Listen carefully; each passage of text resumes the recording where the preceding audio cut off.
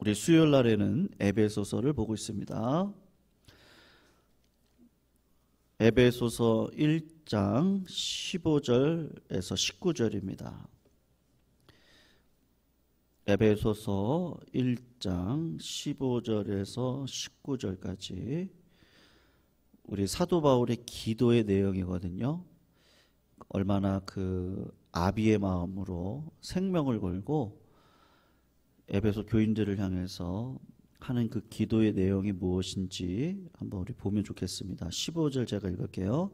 이로 말미암아 주 예수 안에서 너희를 믿음과 모든 성도를 향한 사랑을 나도 듣고 내가 기도할 때에 기억하며 너희로 말미암아 감사하기를 그치지 아니하고 우리 주 예수 그리스도의 하나님 영광의 아버지께서 지혜와 계시의 영을 너희에게 주사 하나님을 알게 하시고 너희 마음의 눈을 밝히사 그의 부르심의 소망이 무엇이며 성도 안에서 그 기업의 영광의 풍성함이 무엇이며 같이 읽습니다. 그의 힘의 위력으로 역사하심을 따라 믿는 우리에게 베푸신 능력의 지극히 크심이 어떠한 것을 너희로 알게 하시기를 구하노라. 아멘. 오늘 15, 16절을 보시면 이로 말미암아 주 예수 안에서 너희 믿음과 모든 성도를 향한 사랑을 나도 듣고 그리고 내가 기도할 때 기억하며 너희로 말미암아 감사하기를 그치지 않는다. 그렇게 이야기를 하고 있습니다. 첫 번째 이로 말미암아 이렇게 시작이 되어지죠. 에베소 교인들에게 사도 바울이 3년여에 걸쳐서 정말로 겸손과 눈물과 사랑으로 가리켰던 적이 있었습니다. 그때 에베소 교회가 세워지게 되었는데 우리가 지난 몇 시간에 걸쳐서 살펴보았던 것처럼 하나님이 계획을 하시고요. 그 계획되어진 구원의 계획을 예수 그리스도가 이 땅에 오셔서 십자가 달려 돌아가시고 3일 만에 부활하셔서 승천하시는 사건, 그 구원의 완성을 통해 죄를 이길 수 있는 은혜를 우리에게 주셨는데 이것을 우리에게 적용시켜 주시는 분은 성령님이십니다. 우리가 그런 구원의 사건을 눈으로 보고 귀로 아무리 듣는다고 할지라도 마음의 감화와 감동이 없으면 이 십자가의 사건은 믿음으로 반응할 수 없습니다.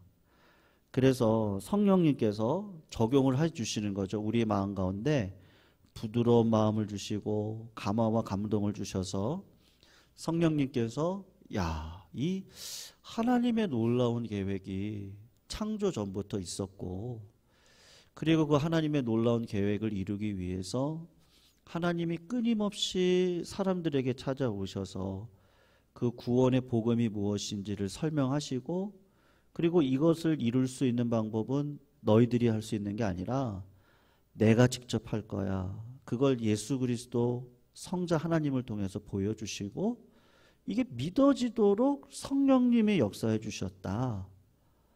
그런 은혜를 받은 에베소 교인들이 나타나는 현상이 있는데 그게 뭐냐 하면 사랑의 공동체가 되어졌다는 것에 대해서 사도 바울이 감사를 하고 있습니다. 여러분, 이런 하나님의 깊은 은혜를 알아가는 자들에게는요, 어떤 것이 생기죠? 판단보다도, 원망보다도, 두려움보다도, 그리고 절망보다도 희망이 생기고, 마음의 소원이 생기고, 그 다음에 담대함이 생기고, 그리고 품을 수 있는 아비의 마음을 가지게 됩니다. 그래서 진짜 그 구원의 은혜가 뭔지를 알고요. 교회는 은혜가 먼저거든요. 여러분 믿음보다 중요한 게 뭔지 아세요? 은혜입니다. 오직 은혜. 그 은혜를 알아야 믿음이 발동을 하고 의지를 끌어 하나님께서 원하시는 열매를 맺게 하시는데 그게 사랑의 열매거든요.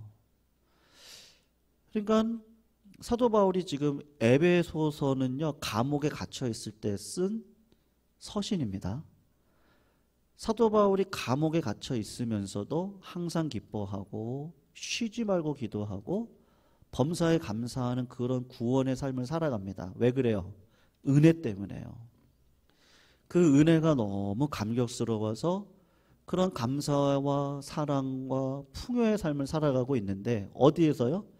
감옥에서 살아가고 있거든요. 근데 에베소 교인들을 보니까 자기랑 똑같은 사랑의 교제 속에서 살아가고 있단 말입니다. 여러분, 사도 바울에게 있어서 참 이게 너무 감사한 거예요. 그런데 사도 바울이 기도를 합니다. 제가 미국 유학 시절에요, 큰 교회 하나가 LA 시내에 하나가 있었거든요. 두 교회가 합쳐진 교회였어요. 네. 두 교회가 합쳐져서 교회가 딱 세워졌는데 시간이 가서 얼마 안 돼가지고 교회가 분열이 일어나더라고요. 왜 일어났겠어요? 양쪽 교인들이 하나의 교회로 합쳐졌는데 마음을 모으지를 않는 거예요. 그래서 왜 마음을 모으지 않았을까요? 교회가 커졌거든요. 여러분, 미국 교회는 순식간에 30명, 20명, 10명까지 떨어집니다. 몇천 명이 모여야 돼요. 네, 그냥 모래알 같아요, 교인들이요. 그냥 순식간이에요. 워낙 척박한 땅이다 보니까 이민자로 살아가는 인생이 그렇게 만만치 않거든요. 근데 그래요. 어떤 교회는 그냥 목적이 교회 건축 짓는 거예요. 건물 짓는 거예요. 건물을 졌어요. 그리고 어떤 교회는 300명이 목표였던 교회들도 있었어요. 그러니까 저도 신앙생활을 모태신앙으로 지금까지 왔으니까 많은 이제 동네 교회들을 보잖아요. 우리 교회도 한번 보세요. 교회를 보시면 지금 그렇게 막 활발한 교회들이 그렇게 쉽지 않습니다. 그리고 그냥 간판만 걸려 있죠.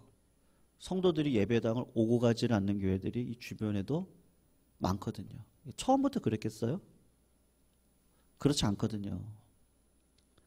많은 교회들이 목적을 이상한 데 둡니다. 교회 건물을 예쁘게 지면 성도들이 오겠지. 우리 교회가 시스템이 갖춰지고 한 300명 정도가 되면 그러면 하나님께서 우리에게 복을 주시겠지. 자꾸 그런 방식으로 간단 말이죠. 여러분, 300명일 때가 가장 교회가 행복하다고 그래요. 그리고 목회하기도 좋다 그래요. 왠지 아세요? 시끌벅적하거든요. 딱 좋아요. 일꾼들 일하기도 좋고요. 300명 정도 되면 모든 세대가 있습니다. 그러니까 아기자기하기도 하고 뭔가 체육대회를 하던 교회에 무슨 행사를 하든 일꾼들이 움직일 수 있는 충분한 인원이에요. 식당에 밥하는 것도 문제가 안 되고 아주 좋아하고 가족 같은 분위기고 너무 좋아요. 네. 사도 바울이 걱정하는 게 그런 거예요. 그런 깊은 구원의 은혜를 따라 우리 성도님들이, 에베소 교인들이 사랑의 자리까지 갔거든요. 너무 좋아요. 예, 자기네들끼리는 좋죠. 근데 문제는 뭐예요? 더 하나님을 알아가는 은혜의 복속이 되어져서 하나님을 알아가는 자리로 지속적으로 나아가야 되는데 교회가 건물 짓고 나면 이제 다 됐다고 생각하는 거예요. 내가 생각했던 성도님들만큼 딱 자리가 차면 이제 다 됐다 생각을 하는 거예요. 아니면 그거 아니어도 그냥 하나님께서 나에게 물질의 복을 주셨어요. 이제 다 됐다 생각하는 거예요. 내가 자식을 놓고 기도를 했는데 그 자식이 어느 정도가 딱 됐어요. 그러면 또 다 됐다고 생각을 하는 거예요. 은혜는요, 어디서 흘러요? 물은 어디서 흐르죠? 위에서 아래로 흘러요. 그런데 아래에 있어야 될 사람이 하나님께서 나에게 주신 복을 가지고 마치 내가 하나님이냐, 하나님 위에 서 있는 순간 어떻게 되죠? 은혜는 위에서 아래로 흐를 수밖에 없거든요. 공급이 안 되는 거예요. 처음에는 괜찮죠. 여러분 부자가 망하면 몇 대까지 간다 그래요? 3대까지 가죠. 예. 그럴 수는 있어요. 근데 4대, 5대 여러분 뭐 어떤 분이 그러시더라고요. 그냥 자족함으로 살아감이 좋지. 예, 노년에 은퇴해서 멋진 집을 지어가지고 살아가는데 그게 뭐가 행복하냐는 거예요. 그게 뭐가 행복하냐고. 그래서 그분 말을 제가 곰곰이 생각을 해봤어요. 참 맞는 말이겠어요. 네. 그 막 산속에다가 막 요새 그런 집들이 얼마나 많아요. 근데 어떤 분을 모시고 이렇게 가다가 저거 다 소용없다고. 그러니까 더 미래를 보는 거죠. 그분은요. 네. 저거 그분들 돌아가시면 자식들이 와서 살겠어요? 금방 정글이 되고요. 그냥 하나님께서 오늘 나한테 주신 사명이 뭔지를 붙잡고 그 꿈을 꾸면서 살아가는 게 진짜 기쁜 일이지, 어느 순간 만족하고 자족하고 그리고 하나님의 것으로 대신될 수 있는 어떤 물질적인 것으로 가지고 살아가는 거, 아우 행복할 수 있죠. 그땐 좋아요. 근데 여러분 시간은 우리를 잡아주지 않잖아요. 10년이 금방 가고 20년이 금방 갑니다. 네. 아, 그랬을 때 후회하는 삶을 살면 안 되잖아요. 사도 바울이 에베소 교인들을 보면서 부모와 같은 마음으로 애끓는 심정으로 기도를 하는 거예요. 다 좋다 이거예요. 다 좋다. 너희들 은혜 받았고 하나님의 구원의 계획도 알았고 예수 그리스도의 구원의 완성이신 그 십자가 보혈의 능력으로 마귀도 쫓아냈고, 그래서 교회가 이제는 하나가 되고 화합하고 행복하고 교제하고 너무 좋아요. 근데 사도 바울이 전하고 싶은 이야기가 있는 거예요. 그걸로 만족하면 안 됩니다. 성도님들. 아름다운 교회 됐다고 만족하지 마십시오. 30년, 40년, 50년 뒤를 생각해 보세요. 지금의 이 만족으로, 여러분 우리나라가 지금 출산율이 몇 %인지 아시죠? 네. 요번 그 몇 분기예요? 이제 3분기죠. 3분기까지 우리나라 출산율이 0.7%예요. 미국의 그 석학 교수가요, 그 도표를 딱 보고는 이야, 한국 큰일 났네. 그 유명한 기사로 떴어요. 그분이 OECD 국가에서 꼴찌예요.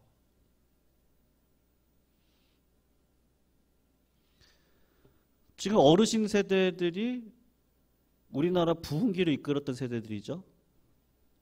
그래서 성실하게만 살아가시면 물질들이 있으세요. 저희 부모님들 세대들, 그리고 60년대 세대들까지요. 그분들이 이제 60년 세대들이 이제 은퇴를 앞두고 있어요. 그 50년 세대들은 은퇴했었죠. 그러니까는 물질이 있어요. 물질이 있는데 뭐가 없죠? 여러분, 내가 아무리 부자라도요, 이어줄 자식이 없어요. 그럼 그 물질이 무슨 소용이에요? 아무 소용 없는 거예요. 그냥 그거 갖고 그냥 편하게 쓰세요. 걱정하지 말고 그냥 어머니 그거 그냥 다 쓰세요. 이것만큼 절망적인 얘기가 어디 있어요? 네. 이어갈 자식이 없는데요. 교회를 아무리 잘 전하든 뭐예요? 여러분 큰 교회가 청년들이 많다고 생각하십니까? 뭐 우리 교회도 마찬가지고요. 비율로 따지시면요, 큰 교회 몇백 명밖에 안 됩니다. 교인이 몇만 명이라는데요, 청년들이 몇백 명밖에 안 돼요. 그게 크게 보이세요? 그렇지 않거든요. 오히려 비율로 하면 우리 교회가 더 많을걸요.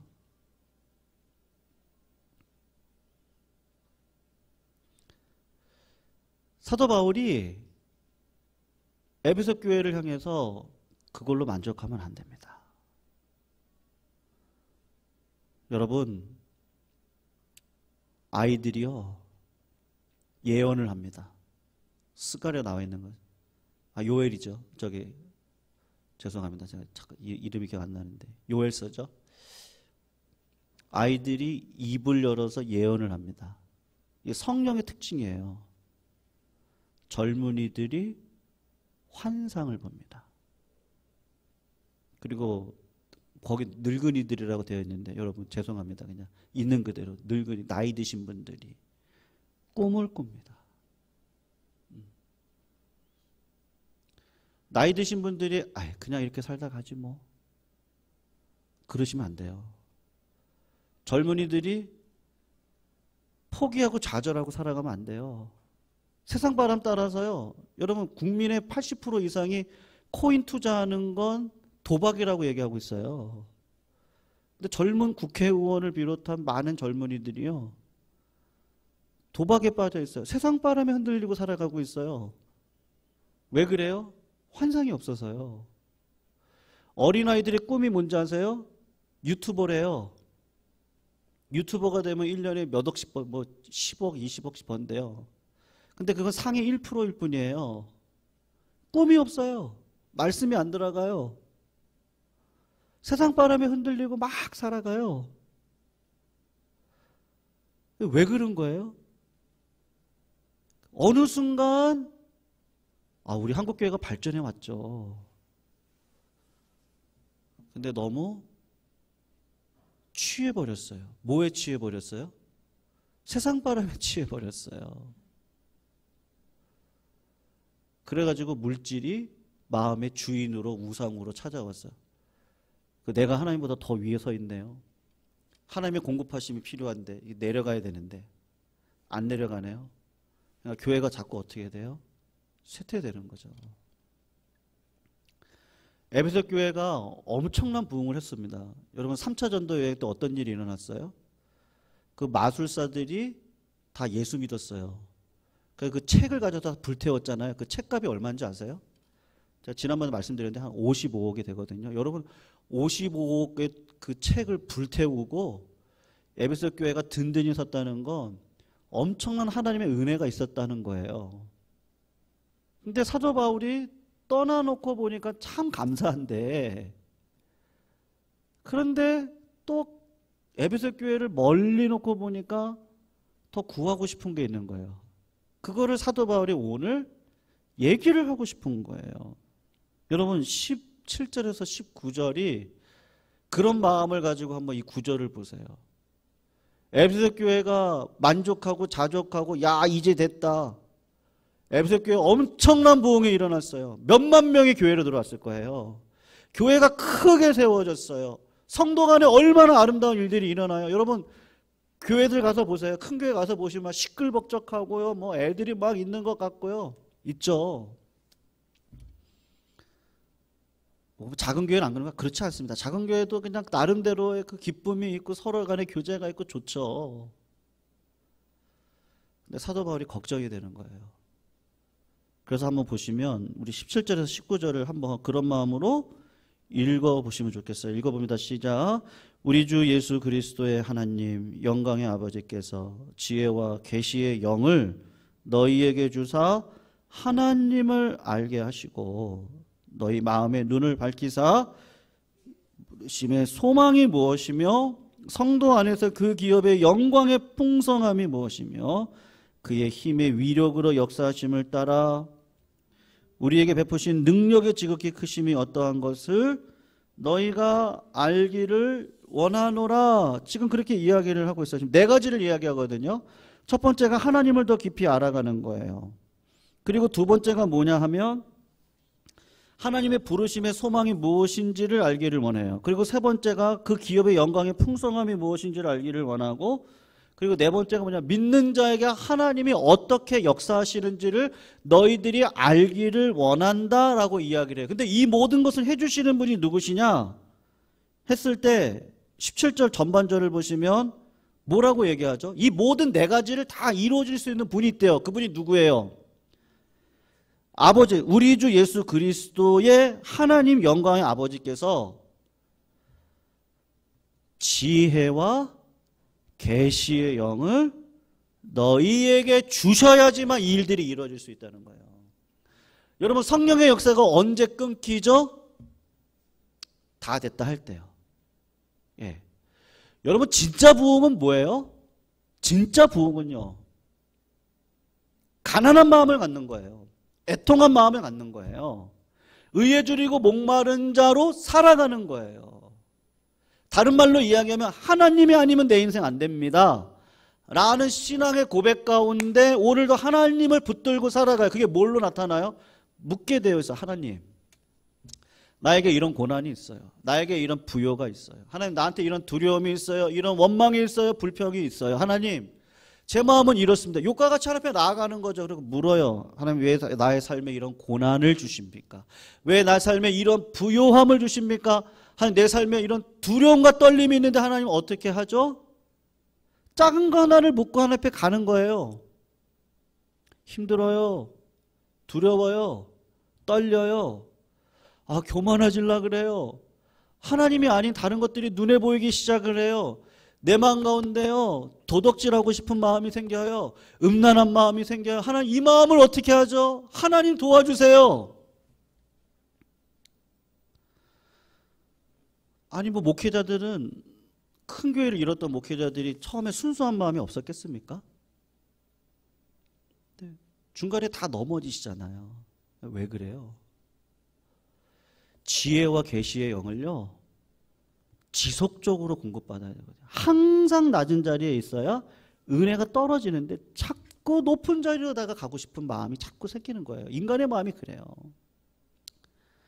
그러니까 사도 바울이 하고 싶으니까 높아지려고 하지 마세요. 사람이 무엇으로 심든지 그대로 거둡니다. 여러분, 하나님을 알아가는 일을 게을리 하시면 안 돼요. 그 부르심의 소망이 무엇인지를요, 자꾸 물으셔야 돼요. 기도하라는 거야. 알기에 힘쓰라 그래요. 하나님, 나를 왜 불러주셨어요? 왜 나에게 이런 복을, 왜 나에게 이런 고난, 왜 이런 나에게 질병을 주셨어요?를 자꾸 물어보라고 그래요. 그러다가 뭐를 발견하죠? 아, 하나님이 나의 질병을 고쳐주시고 나의 이런 부유함을 주시고 이런 고난을 통해서 나를 이렇게 깎아내리시고 겸손케 하시고 기독케 하셨던 그 모든 이유가 있겠구나. 그거를 나중에 알게 되면서 하나님이 역사하시는 그 자리가 딱 발견이 되어지는 거예요. 그래서 19절 한번 보시면 조금 보시면요, 누구의 힘에 위력으로요? 하나님의 힘에 위력으로 역사하심을 따라 믿는 우리에게 베푸신 능력의 지극히 크심이 어떠한 것을 너희로 알게 하시기를 구하나. 다 무슨 말이죠? 누가 하신다는 거예요? 하나님이 하신다는 거죠. 하나님이 하신다. 성도님들, 어떤 성도님들은, 죄송합니다, 제가 우리 이호의 권사님께 쓰시죠? 네, 어떤 마음으로 쓰세요? 네, 제가 그냥 물어보는 거예요. 자, 어떤 성도님들은요, 성경에 몇 독을 하시려고 그래요. 1년에 한 번, 1년에 몇 독씩을 하시려고. 그러니까 은퇴하시고 주로 어르신들이 그렇게 하세요. 근데 사명을 갖고 하세요. 어떤 사명인지 아세요? 1독을 하면서 이번 1독은 어떤 손자, 내가 얘를 놓고 하나님 앞에 기도하는 마음으로 있습니다. 여러분, 기도하다가 그거 꿈이죠. 여러분, 어르신들의 꿈이 뭐예요? 나의 믿음의 계보를 자식이 이어가야죠. 네. 어떤 권사님은 이렇게 쓰셔요. 제가 이전 교회 있을 때도 쓰시는 분들이 많이 계셨거든요. 특히 어르신들. 새벽에 일어나면 이거부터 하세요. 이거 오래 쓰시다 보니까 자연스럽게 이걸 먼저 해요. 그리고 새벽에 일어나서 몇 시간을 쓰시고 새벽에 교회를 오시거든요. 요거는요, 우리 교회를 위해서 제가 쓰는 거예요. 그렇게 얘기를 하시더라고요. 꿈을 꿔요. 꿈을 꾸면서 이거를 해요. 어떤 분들은 기도하시다가 우리 이은열 집사님 토요일 날이면 오셔서 청소하시잖아요. 화장실이요. 네. 어떤 마음으로 하세요? 제가 아는 성도님은요, 갑자기 기도 가운데 내가 이렇게 그냥 왔다 갔다만 하면 안 되겠구나. 하나님이 나한테 지금 뭐라도 하라고 시키는구나. 이렇게 봤더니 화장실이 보이는 거예요. 그래서 화장실을요, 정말 기쁜 마음으로요, 기도를 하는 거죠. 하나님, 이 일을 통해서 하나님의 나라가 이루어지게 해 주십시오. 네. 꿈을 꾸는 거예요. 지혜와 계시의 영을 날마다 받아서 성도님들 그냥 왔다 가는 게 아니잖아요. 우리 성도님들 뭐 어떤 분들은 오전에 오셔서 기도하는 분이 계시고, 어떤 분들은 퇴근에 오시면서 기도하시는 분이 계시고, 어떤 분은 저녁에 한 8시 넘어서 오시는 분도 계시고요. 어떤 분은요, 새벽에 아니면 토요일 날 아무도 없을 때 오셔서 기도하시는 분이 계시고, 어떤 분은 주일 아침에 아무도 없는 새벽에 오셔서 기도하시는 분도 계시고요. 이 동네 분들은 비밀번호 알려달라 그래가지고 오셔서 기도하고 왔다 갔다 하시는 분들이 계세요. 자꾸 간구하는 거죠. 구하는 거죠. 하나님의 뜻을 구하는 거죠.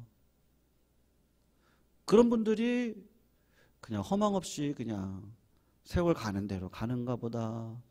집에 가면 그냥 TV나 켜고 그냥 털포도 앉아있고, 네. 그러고 살아가시겠어요? 그러실 리가 없거든요. 그러니까 지혜와, 그러니까 기도와 말씀 가운데 서 있다 보면 하나님이 지혜와 계시를 주시는데 그게 성령 받는 거잖아요. 성령을 받으면 사람이 똑똑해져요. 미래가 보여요. 내가 이렇게 살면 안 되고 우리 자식들을 이렇게 가리키고. 네. 옛날에 목사님들은요, 땅 사는 것까지도 성령님한테 다 알려드렸다 그러더라고요. 제가 이제 우리 부모님 세대 통해서 들으면 그때 세상을 이렇게 살아야 된다. 물질은 이렇게 모아야 된다. 그리고 공부해야 된다. 그리고 꼭 적어야 된다. 적어야지 그게 네 지식이 되고 그냥 듣고 하지 말아라. 네, 다 꿈을 가지고 믿음의 세대들을 키워나가는 일인 거예요. 제가 오늘 마지막으로 한 가지를 좀 말씀드리려고 합니다. 1956년인데요. 미국에서 충격적인 사건 하나가 벌어졌어요. 어떤 사건이냐 하면 젊은이들이 에콰도르에서 죽은 거예요. 근데 이 젊은이들이 어떤 자들이냐면 휘튼 대학교, 미국의 명문 대학 중에 하나입니다. 그리고 휘튼은 그 당시에 뭐 최고 학부라고 할 수 있어요. 휘튼이라는 데가요. 그 대학을 수석 졸업한 사람이 있고 그 동료들도 다 그 대학을 나온 친구들이에요. 근데 에콰도르에서 죽었어요. 시체로 발견이 되어졌어요. 그러면서 뉴욕 타임스가 뭐라고 썼느냐 하면 이렇게 쓴 거예요. 이것이 무슨 낭비인가? 그러면서 하는 얘기가요. 휘튼 대학을 수석 졸업하고 장래가 촉망되는 젊은이들이 도대체 무엇 때문에 먼 남미까지 가서 아무 일도 못한 채 의미 없는 죽음을 당해야 했는가? 20대 초반에 짐 엘리엇이라고 하는 선교사를 비롯한 그의 친구에 대한 내용들이거든요. 여러분, 세상적으로 생각해 보세요. 휘튼을 나왔어요. 우리말로 하면 서울대 나온 거죠. 거기다가 최고 학부를 나왔어요. 의대를 나왔다고 생각해 보세요. 그러면 이거는 뭐야? 그냥 이건 그냥 부요의 길입니다. 네. 이건 그냥 돈이요, 그냥 쌓이는 일이에요. 자식들 걱정할 필요 없어요. 근데 이 젊은이들이 하나님 앞에 기도하면서 하나님께서 주시는 사명을 발견한 거예요. 그러니까 환상을 본 거죠. 에콰도르를 보고 하나님이 그 세상의 물질을 아무리 쌓아놓어도 믿음의 자녀가 없으면요, 그걸 이어갈 자가 없잖아요. 근데 이건 진짜 다 허무한 거고, 진짜 하나님의 상급이 뭐냐를 봤을 땐 복음의 열매인데, 이 분들이 생각할 때는 하나님 환상을 보여주시는데 어떻게 안 가요? 그러니까 에콰도르로 간 거죠. 식인종들을 구원의 복음을 위해서 헌신을 한 거죠. 그런데 이 사람들이 다 식인종들한테 죽어나간 거예요. 여러분, 이렇게 끝날 것 같잖아요.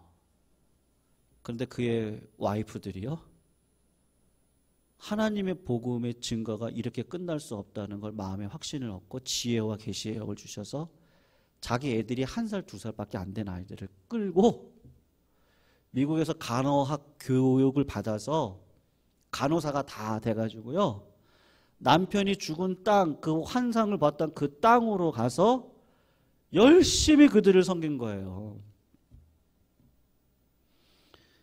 그랬더니 나중에 시간이 흐르고 난 다음에, 이게 아우카 부족이거든요. 네. 이 사람들이 부족장에 와가지고 이 여자들한테 와서 이야기를 한 거예요. 도대체 당신들은 누군데 우리한테 와가지고 이렇게 잘해주느냐, 왜 이렇게 헌신적으로 봉사를 하느냐. 그랬더니 짐 엘리엇 선교사 부인이 이렇게 얘기를 한 거예요. 저는요, 여러분들이 바로 5년 전에 죽였던 그 백인 남자들 있죠? 그 중에 한 사람의 아내입니다. 그 사람은 내 남편입니다.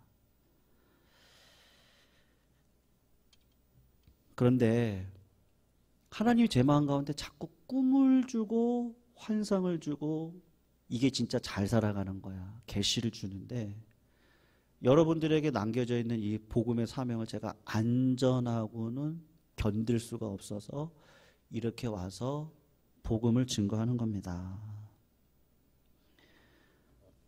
그 말에 이 아우카 부족장이 충격을 받아요. 여러분, 이상하죠? 피는요, 그 피가 진짜 신기해요. 그 피가요. 네. 그 피를 보잖아요. 그러면 이 마음에요, 뭐가 일어나요. 네, 그 십자가의 피, 마귀를 이길 수 있는 건 이 피밖에 없거든요.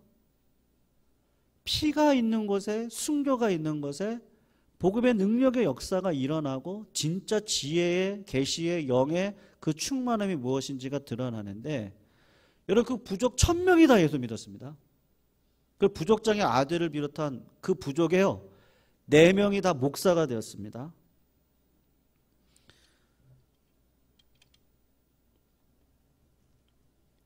그 짐 엘리엇의 일기 가운데 한 구절만 제가 읽어드릴게요. 영원한 것을 얻기 위해 영원하지 않은 것을 버리는 자는 어리석은 자가 아니다. 그렇게 이야기를 하고 있거든요. 사랑하는 성도님들, 아까 어떤 분이 이렇게 쭉, 요새 뭐 카페도 많고요, 멋진 짓들도 많고, 그 말을 다시 한번 생각해 보시죠. 야, 저거 다 헛된 거예요. 저거 다. 저길 나중에 누가 가서 살아요, 저기를요. 근데 복음은 어떻죠? 복음의 씨앗은요, 영원한 거예요. 이런 인생을 누가 살아가죠? 인간의 힘으로는 안 돼요. 맞아요. 은혜 받고 여기까지 왔어요. 근데 성도님들, 더 하나님을 구하십시오. 더 하나님 앞에 기도하십시오. 더 하나님을 알아가려고 하십시오. 더 하나님 앞에 물어보십시오. 하나님이 신기하게도요, 어린아이들이 예언을 하고 젊은이들이 말씀 그대로 짐 엘리엇이 환상을 받고 늙은이들이 꿈을 꾸면서 허무하게 인생을 살아가고, 허무한 바람에 허무한 것에 투자하다가 허무한 것에 무너져서 살아가는 인생이 아니라, 하나님이 보실 때, 야, 너의 그 씨 뿌림이, 너의 그 썩어짐이 이런 엄청난 일을 행하네요. 예수님이 말씀하신 그대로죠. 너희들이 나보다 더 큰 일을 행하리라. 주님이 하신 건요, 12명의 제자들 세운 것밖에 없어요. 그리고 부활하시고 300명의 제자들에게 나타나시고 기도해서 성령 받으라고 한 것밖에 없어요. 근데 그 제자들이요, 수천 명, 수만 명의 사람들을 세워가는데 다음 세대들을요, 믿음의 세대들로 세워가면서 부족함이 없도록 인도해 가시는 거예요. 여러분, 제가 개인적으로 기도하다가 받은 우리 교회를 향한 몇 가지 사명이 있거든요. 그 중에 하나가 도심 속의 기도원이고요. 또 하나가 백년대교예요. 네. 저 기도하다 받았어요. 어떻게 이루죠? 다른 방법이 없습니다. 걷는 놈 위에 뛰는 놈이 있고요. 뛰는 놈 위에 나는 놈 있죠. 나는 놈 위에 가장 무서운 놈이 있어요. 어떤 놈인지 아세요? 붙어 다니는 놈. 이 놈은 진짜 무서운 놈이에요. 붙어만 다니면 돼요. 나는 하나님 앞에 구하세요. 하나님 앞에 딱 붙어 계세요. 그리고 지혜와 계시의 영을 구하세요. 뭐가 없어서 문제가 아니고요. 성령이 없어서 문제인 거예요. 네. 성도님들, 이 수료 예배에 노인들밖에 없어요? 아니요. 제가 그랬으면 설교를요, 힘이 빠져서 설교할 거예요. 뭐 들으시든지 말든지 그냥 1.5, 원고 1.5. 네. 근데 저는 성도님들을 보면 소망이 생겨요. 네. 이 자리에 앉아 계셔 주시는 게 엄청난 소망입니다. 그냥 계시는 게 아니에요. 성도님들의 이 자리 하나하나는 정말 귀해요. 중요한 건 뭐죠? 마음이죠. 내가 앉아서, 이 자리에 앉아서 기도합니다. 하나님, 저의 기도를 받아주시고 이 자리 가운데 믿음의 계대를 이어갈 자녀들을 주십시오. 누가 기도해요? 부모가 기도해야죠. 그 자식들이 태어날 거 아닙니까? 우리의 이 모든 것들이 헛된 게 하나도 없습니다. 그래서 성도님들, 영원하지 않은 거 참 신기해요. 그 영원하지 않은 건요, 자꾸 우리 마음을 흔들어요. 그리고 자꾸 사람의 계획을 세우려고 그래요. 그거 다 영원하지 않은 거거든요. 신기해요. 뭐가 좀 들어오면요, 요거 가지고 뭐 하지? 자기 계획이 먼저 생겨요. 그리고 딱 내려놓고, 십자가 앞에 내려놓고, 하나님 저 어떻게 살죠? 그렇게 딱 물으시면 하나님이 어떻게 살지를 말씀해 주세요. 영원하지 않은 것에 목매어 사는 인생이 아닌 영원한 것에 나를 부인하고 십자가를 지는, 딱 붙어서 살아가는 인생. 그 인생을 우리 성도님들이 살아가시기를 주님의 이름으로 축원합니다. 우리 찬송가 370장 부르시면서요,